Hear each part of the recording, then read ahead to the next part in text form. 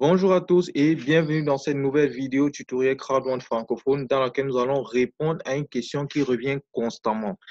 Quels sont les documents requis pour valider mon KYC? Alors, dans cette vidéo, je ne vais pas juste vous donner ce qu'il faut, je ne vais pas dire ce qu'il faut, mais on va voir ensemble comment trouver cette information-là pour qu'après, si vous avez oublié quelque chose, vous puissiez rentrer sur cette vidéo et regarder encore pas à pas quels sont les documents, quelles sont les étapes pour pouvoir voir ces informations-là, OK, afin de ne pas demander une aide qui va peut-être venir bien après, vu que vous n'êtes pas le seul membre du Crowd1.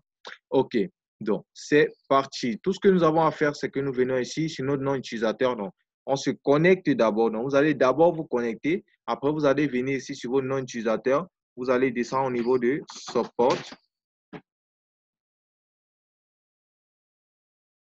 OK, et dès que la page du support s'ouvre, là, vous pouvez faire une recherche ou vous pouvez directement venir ici, vous descendez là dans Getting Started, le premier élément. Donc, remarquez bien cette icône-ci, vous cliquez dessus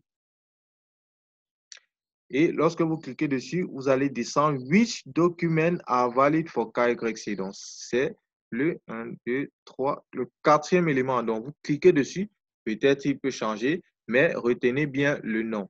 Vous cliquez dessus. Et lorsque vous cliquez dessus, ici, which document are valid for KYC? When uploading an ID, you can pick from passport, driver's license or national ID card. Donc, vous pouvez mettre soit votre passeport, soit votre permis de conduire, soit votre carte nationale d'identité. Please upload a selfie and ID document in color in the selfie. Donc, un selfie, voici les caractéristiques du selfie et the full space must be clearly visible. Donc, votre visage doit être clairement visible et en entier. OK? No hat or sunglass. Pas de chapeau, pas de lunettes. Il faut qu'on vous reconnaisse.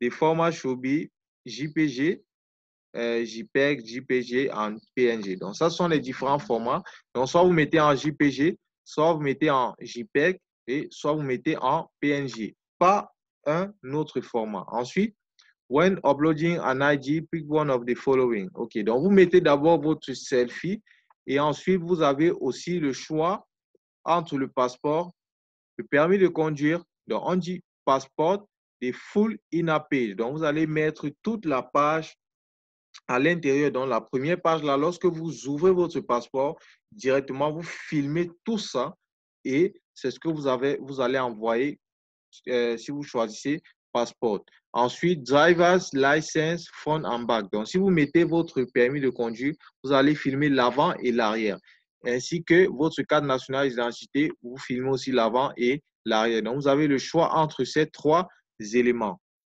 Après, on dit make sure the text in the ID document is clearly readable. Donc, rassurez-vous que le texte qui est sur soit votre passeport, soit votre permis de conduire, soit votre carte nationale d'identité soit bien lisible. Note that for national ID and driver's license, both front and back must be uploaded. Donc, la carte nationale d'identité et le permis de conduire, lorsque vous choisissez l'un de ces éléments, vous devez mettre en ligne l'avant et l'arrière.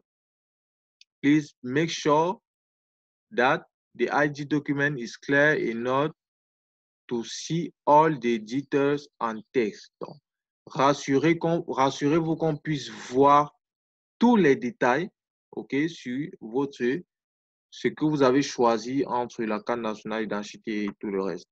OK, on doit voir les quatre côtés, donc on doit voir tout ça en entier.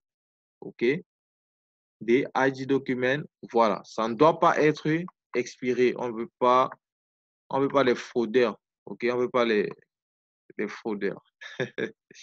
J'ai failli dire quelque chose.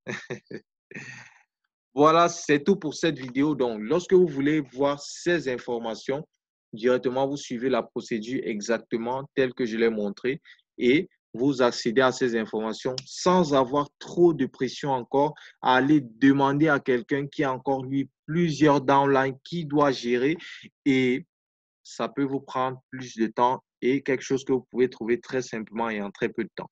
Voilà, c'est tout pour cette vidéo. Si vous n'avez pas compris quoi que ce soit, n'hésitez pas à le mentionner dans les commentaires et nous vous revenons le plus tôt possible. Sur ce, on se dit au prochain épisode.